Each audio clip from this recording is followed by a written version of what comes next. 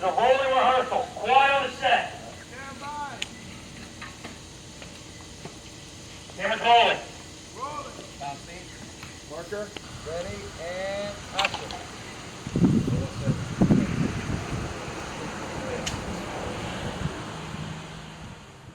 Over 10 years ago, Wyatt and I and some other colleagues were working on a documentary about the 1943 Beaumont race riot. After months of development and talking, the script for the example came to me, and I had a chance to write that and give it to Kenneth and Wyatt, and we started moving forward on the project. As the director, it's really important that I feel comfortable to basically execute the vision that Kenneth and Gordon and I have kind of laid out. I think it was important for me as a producer on the project to try to get the meaning that Gordon was trying to write. The 1943 Beaumont race riot is just a backdrop to a story that's more personal, it's more intimate. It deals with two families, two fathers, and how they deal with the riot and how it affects them, their legacy, and their manhood, how they take care of their families and such. So the story boils down to how you handle fear. The story also shows similarities that people have that they may not realize because they may have a different background or ethnic makeup. As a white male working with Gordon Williams, who is African American, and working with a half African American cast, half white cast, dealing with subject matter that is so racially charged, stuff like that. The first thing we want to do is have a complete atmosphere of openness and trust. To know that there were going to be places that Gordon was not aware of, there was places that I was not aware of, there was taboos and stuff like that. We couldn't have those taboos. We needed to have an open dialogue, and we needed to be able to be okay with that and be okay with our own ignorance. And I think that opened ourselves up to some great opportunities because there was some learning, a lot of learning that happened on set, both in pre-production when we were writing the script, to production and rehearsals, to post-production. It's so easy with a film like this, whether you want to admit it or not, to become very, very preachy. Become, this is what we think as filmmakers, and you need to think that too. And I think what our film does very well is kind of leave it ambiguous enough to where our main point is, what legacy are you going to leave? What example are you going to make?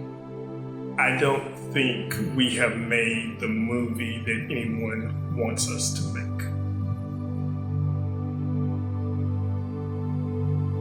Emma VanLare plays the role of Gladys Jefferson, and Gladys is Carver's strength, his backbone, his moral compass. I play Gladys Jefferson, who is wife and a mother, wife to Carver Jefferson, mother to Jack Jefferson.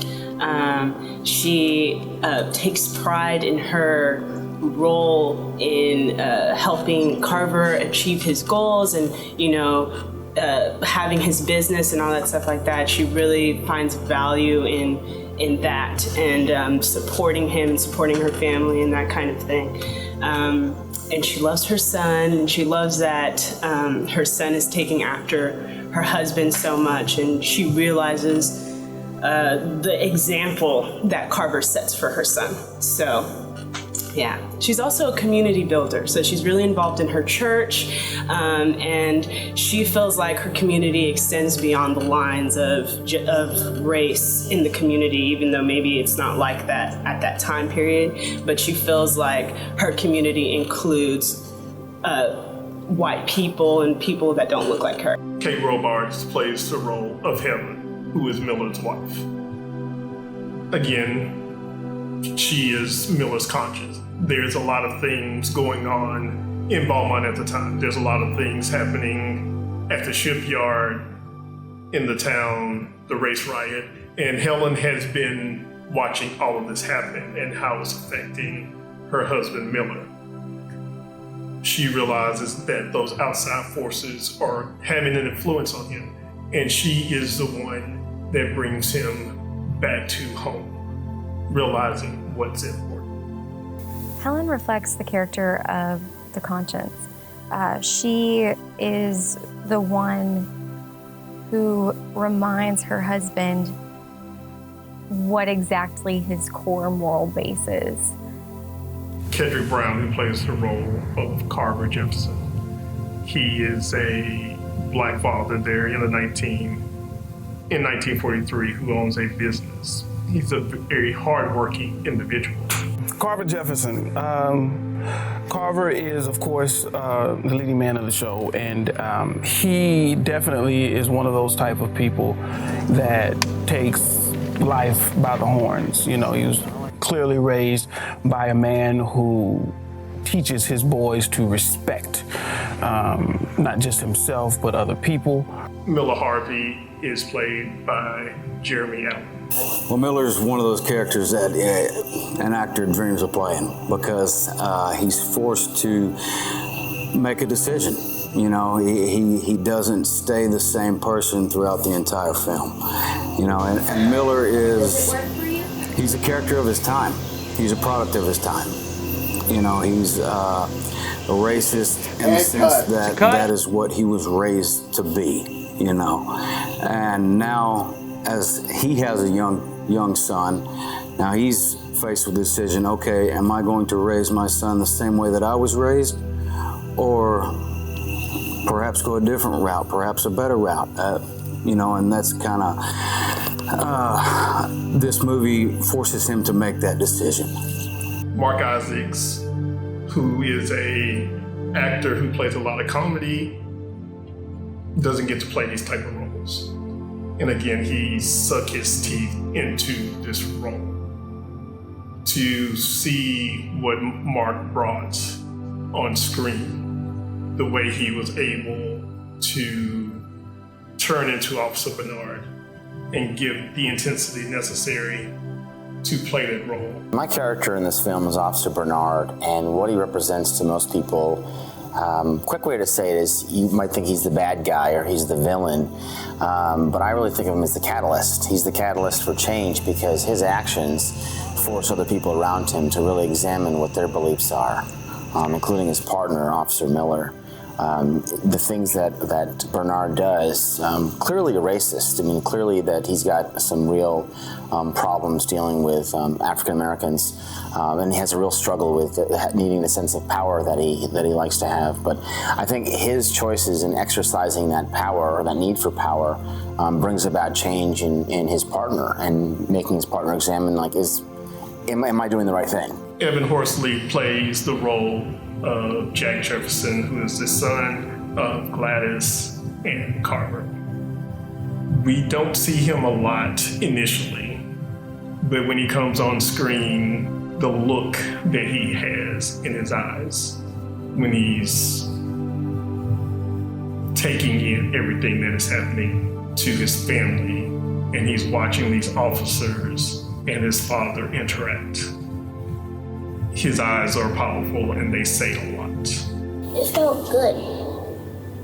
Like using my classes, they taught me like my skills, my training for acting, and it turned out really well. Daniel Stallings, he plays the son of Helen and Miller. It's really cool because I've never been in a place with this kind of like production and stuff, and it's a movie. I mean, what's not good about that? What I think our film does well is try to present every character with the proper motivations and not try to just make them this stereotypical version of a character that you need in a film. We tried to really hone in on what the motivation of that person would be and why they would be there in that scene doing the things that they're doing. Let me address this way. Is there still racism? Yes. There are things that I deal with to the degree that my forefathers or ancestors had to deal with. No. But there are still battles to fight. What I can say about this project is that in 1943, myself, Wyatt, and Kenneth, and a diverse group of people that came together on this project, that would not happen.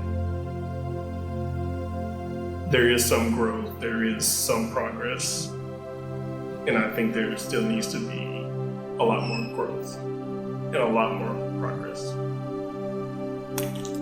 Unfortunately, we haven't came that far, you know?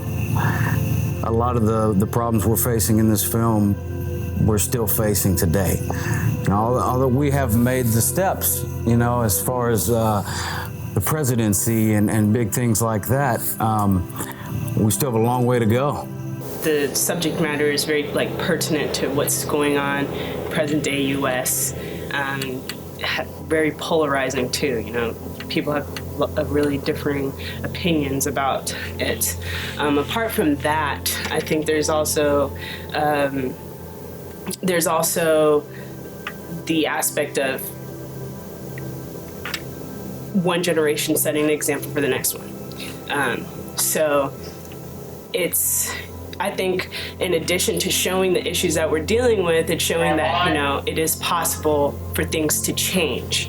And it starts with one person making a specific decision that is very impactful. Well, the bigger picture of the example for me, in my perspective, is that it really forces us to ask questions about what we believe and how we relate to other people in the world. And, you know, the first time I read the script, it was very evident based on incidents we've seen with race relations in this country in the last couple of years. We've seen a number of things that have made the news, situations of violence, situations of people being murdered, or cases of manslaughter for that matter. And so when I read the script, my first thought was, you know, this is speaking to the time we're in right now, even though it's set in 1943.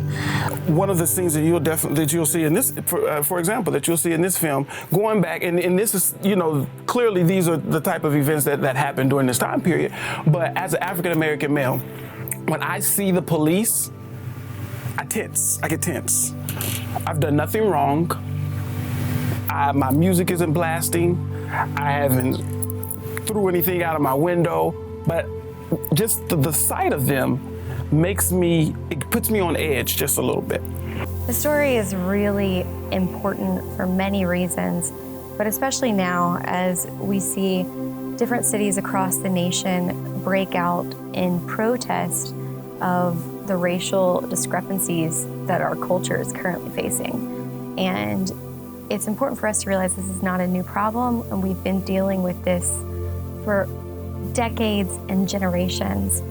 And what I love about this story is it essentially reminds us that at the end of the day, we're people. And if we can look beyond anything else other than the human connection and that we're all in this together, we can set an example for our neighbors. You can watch this film and ask yourself, if you're around people who have other beliefs and have a whole different belief system, how do you engage with them? You know, do you look at Officer Bernard and say, he's not someone I want in my life?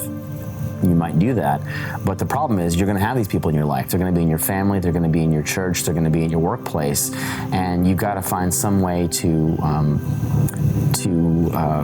connect with them, some way to understand them. I'm not necessarily saying that you can advocate those beliefs that they have, but trying to peacefully coexist with people who have really strong negative views or very different views than yours. We're not there. I believe we're somewhere on the right track, kind of, sort of, maybe not really. But when you look at situations like that, that's not fair. That's not equal. Those are the situations that you don't see on the news every day. You know what I mean? The situations where if I walk into a store and someone follows me around, and when I'm walking out, I get stopped and asked you know, do you have anything in your pockets, or can I see, or can I search you? For what? For what? A lot of people are going to initially hear that this movie deals with a race riot, and they're probably going to put it in a box, something that they may not want to see or not. But the backdrop for the movie is a 1943 Belmont race riot. The story is about how the race riot affects this group of people. It's a very personal and intimate story. The film resonates with me as a father, being a new father. That was a critical theme that we started from the very beginning. I had talked to Gordon right when we were starting, or right when we were finishing an old project. We were trying to look for a new one. And I talked to him about this idea about a father and son. And that essence of fatherhood is at the very core. The example tells a story about humanity and commonality. Even though these two fathers are from different backgrounds, from basically two different worlds, they have similarities, they have families, they have things that connect them even though they don't realize it at the time. One of the things that I'm very proud of being a producer on this project is the level of professionalism that, you know, the crew brought to the table. You're talking about people from all different walks of life, people that are really professional, people that were newcomers, you know, all working together towards this common goal. And I think that it really says something, because we had a very diverse crew, and we had people volunteering their time just to come and help out in any way, literally any way. And I asked, hey, what do you want to do? Yeah, I'll do anything. I think the story and what you're doing is important, and I want to help out. The crew that we had was amazing from a technical aspect as well as from a creative aspect. One of the dark little secrets that directors don't want to admit sometimes is that the crew does so much of the work. Without the dedication of our crew, the hard work and the time, the long hours, we would have never been able to achieve on our own something to the caliber that I think we have achieved.